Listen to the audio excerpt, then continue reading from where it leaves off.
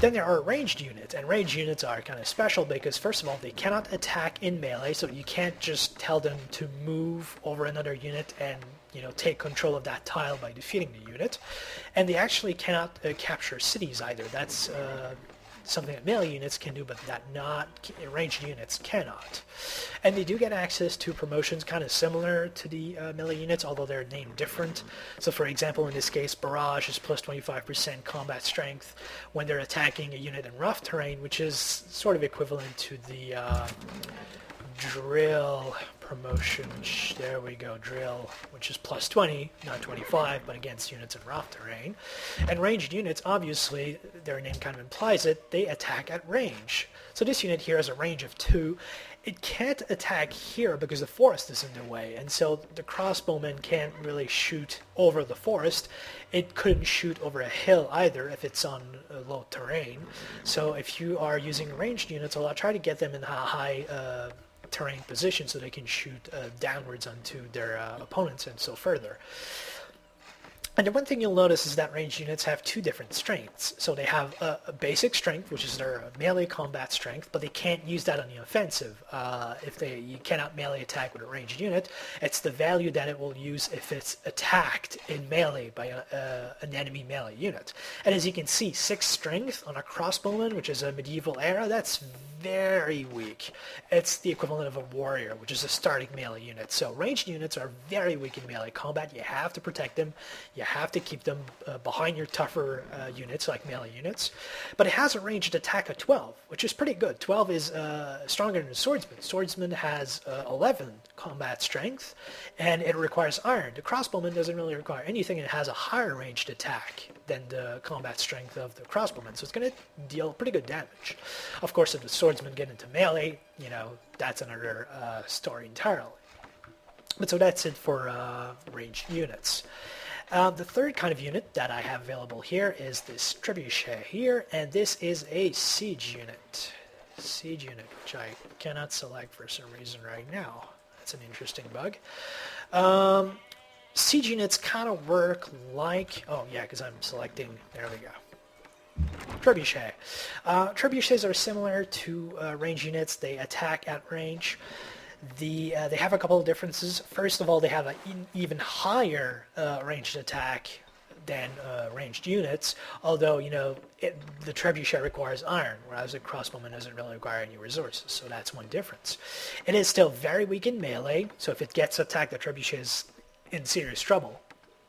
But it does have promotions that are similar to range units, so for example, accuracy at plus 20%, range combat strength against enemy units in open terrain, and it does have kind of a lot of disadvantages, some of which are similar to the range units. So for example, it cannot melee attack, obviously, but then it doesn't receive any defensive bonuses as a siege unit just because it's so big.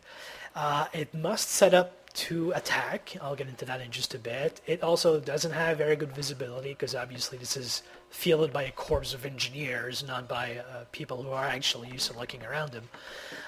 They're kind of focused on playing with their toys, so they don't really see around very far. So with the siege units, it's the same thing as the ranged units. You really want to keep them behind your front lines. You want to keep them protected, and these are the units that you want to use against cities because they do get a bonus attacking cities, so they get a plus 20% bonus versus cities, but they're still very useful against enemy units still. They will do pretty good damage when they catch an enemy unit, especially an enemy unit in open terrain. Like, 20 ranged attack versus 11 for the swordsman here. The trebuchet is going to win that battle, at least at range. If the swordsman gets in melee combat, again, siege unit's in trouble. And then I have knights here. The knight is a mounted unit because it requires horses. It is kind of similar to a melee unit in that it can only attack it, when it's next to another unit. But mounted unit is a little special in that, first of all, it's going to be at a penalty when fighting spearmen and pikemen. And there are a couple of more units that get bonuses against mounted units, like elephants usually get a bonus against mounted units, but I'm not really worried. The French are known for their elephant using tactics. And mounted units are very fast, so you can see that the knight here has 3 movement points instead of 2, so that's pretty good. It has a high combat strength. It has the same combat strength as the samurai. Samurai has 18, knight has 18 too, but it can move very fast. And it does have the ability to move after attacking. So if it only can, let's say there's an enemy unit right here, it can attack the unit, which will consume, I think, 2 movement points, 1 to move, 1 to attack, and then it will be able to move away from that tile. So mounted units are very effective for hit and run strategies to take out range units and siege units, which are weak and are usually a little further behind the enemy lines. If you can sneak in a mounted unit to capture them, very effective. The 18 strength of a knight versus the 6 strength of a trebuchet or a crossbowman is really no contest. A knight's going to win that battle every single time. They do have, however, the same kind of penalty as siege units in that they don't receive defensive bonuses just because they're on a horse. They can't really entrench themselves the same way that a crossbowman or a samurai unit can. So you have to be careful. That means that for them, really being on a hill isn't a huge advantage. It's still better than being in open terrain, because open terrain is actually a defensive penalty. But it's, it won't give them an advantage when they're standing in rough terrain. And mounted units, obviously, pretty soon in the game are going to become obsolete. They're eventually going to be replaced by armor and gunpowder using units. But for early on, they're very good. If you get horses in your empire, mounted units are definitely a good choice for a mobile army. And then, obviously, later on in the game, there are other unit types that I don't have access to right now. So there's going to be gunpowder units, which are just melee units with guns. But they don't take any resources to make usually, so they're fairly cheap and effective. There are going to be armor units, which are kind of the replacements for mounted units. They're tanks, basically, are armor units. Then you get air units. I'll get into that in my next video. And then there are naval units, and I don't have any of them right now. This is not a naval unit. This is actually a horseman, which is embarked, because there are no cargo units in Civ 5. All land units can have the option, once you research the adequate technology, to just cross water, which is very useful. And it's kind of nice because nobody liked to build transports. And so there are naval units. Naval units are just ranged units that can only move on water tiles. That's basically it. I'll probably get into more detail once I have some of them, but I have 2 naval cities here, no naval units yet. There's 1 barbarian naval unit here, which has been kind of annoying me this whole game, but I don't really have control over it, so I'll get into that at some later point. And then there's the helicopter gunship, which is a weird mix of melee and air units, but let's not get into that right now. Let's get into that during a later video. So that's the basic unit types. Make sure you understand how to use each one and which one is weak against which in which situation, because they all have their uses. Ranged units are great for defending, especially if they have some melee unit in front of them to kind of hold off other units from reaching them, and siege units are just great for attacking cities. I strongly suggest you get one of those if you're going to attack cities. So let's see, I kind of moved my troops all around the French here, and they know something's up, because once I did that, Napoleon came up to me and was like, yeah, I see your army around my borders. Are you going to try something? And I was like, no. They're just passing through. It's military exercises. He was like, yeah, that's a likely story. So he knows something's up, but as you can see, he doesn't really have a huge army. There's 1 swordsman here, which is just guarding a mine and leaving the iron mine here completely undefended. Haha. He's got a catapult here, which is the precursor to the trebuchet. Not very powerful.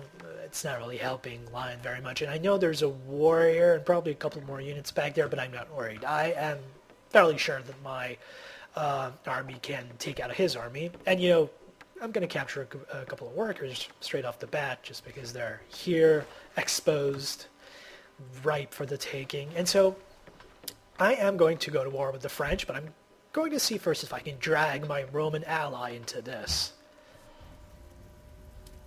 Salve. So as you can see, he's really pleased with me. We're on good terms. So I'm going to In keeping. try to get him to declare war against Napoleon. he wants to wait until 10 turns. You know what? That's kind of a positive attitude on his part, but I want to attack right now. I'm not going to keep you guys around for 10 more turns and make this video 2 hours instead of 1. I am going to just declare war against Napoleon directly. C'est toi. And as you can see, he doesn't really like me. He calls me bloodthirsty, even though the worst I've done is take over Edinburgh. He's a little testy. I'm about to do something about that. Tu es tombé dans mon piège. Je vais t'enterrer. And he's saying that I've fallen into his trap and that he's going to bury me, which is very interesting because I'm not sure what kind of trap this is. So as you can see, declaring war against someone else is usually has some diplomatic ramifications. In this case, Bucharest, which is my ally over here, they're still my ally. I give them some more gold to stay their ally. And they're declaring war against Napoleon, which is not going to be a lot of good because they're all the way over here. Napoleon's all the way over there. They're not going to be able to do anything useful. But say if eventually I decide to attack Rome, which I might before the game's over, since, you know, you can already tell that I'm kind of going for a domination victory, they could be of some use, especially since I think they have a crossbowman, they have a knight, fairly advanced troops. I'm not even sure the Romans are at that technological level yet, so maybe they'll be good when I decide to attack the Romans. But for now, I'm going to move my troops in, and I have quite a significant army. So the first step is going to be capturing Lyon, and as you can see, Lyon does have a combat strength here.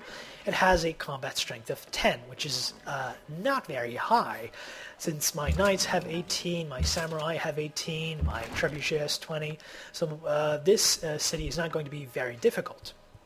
Now that combat strength determines how powerful the city is when you try to attack directly the city, because cities cannot be defended directly by units. Cities defend themselves in Civilization 5, so they have a combat strength, and they have two different means of defending themselves. First of all, they can bombard enemy units that are in a 2-tile radius around them, so they're not just sitting ducks. If you just try to surround them, they will pelt you as you try to surround them, and they will inflict some damage on your army as you try to move your units in. And second of all, if you do attack them directly, even if there's no units in the city will defend itself against attackers.